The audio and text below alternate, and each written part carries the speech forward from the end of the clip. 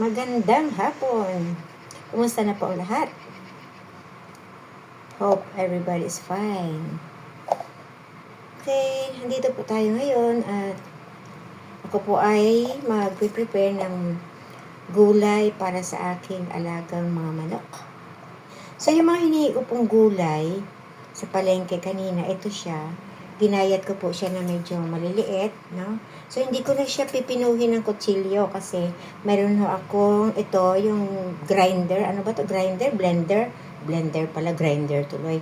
I-blend ko na lang po dito para maging pinong-pino siya at siya ipakuluan ng konti at ihalo sa feeds ng manok. O, di ba?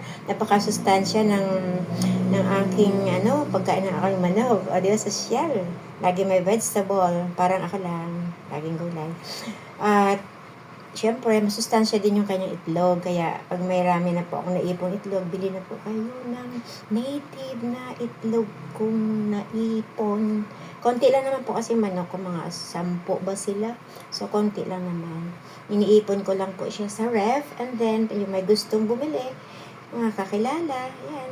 Pagbibilhan ko po sila ng native na itlog, masustansya. So, ito po yung aking mga ginayat, kung ano-ano, may kalabasa, may talong, kung ano-ano, mga reject sa gulay.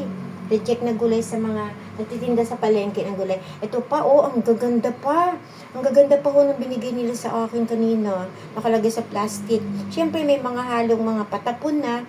So, ang mga patapon naman po ay nilalagay ko sa puno ng mga halaman para siya maging fertilizer. So, ito, ang ganda po. Ang dami pa, mga pechay. Bagyo pechay, kung ano. Ayan. So, akin na po siyang i-blend para madali na lang siya pag napino na. O, diba? Ayan, ayaw umandar. Ganito pala siya. Pagka masyado siya nasasakal, ay hindi siya aandar. So, kailangan maluwag. Maluwag kailangan. Kailangan.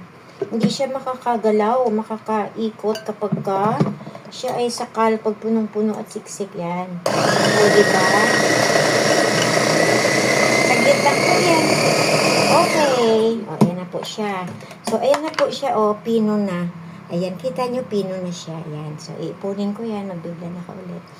Ay, grabe. Sosyal ang manok na ito. Talaga pinaglalaan na ng oras. Yung patuka ng manok.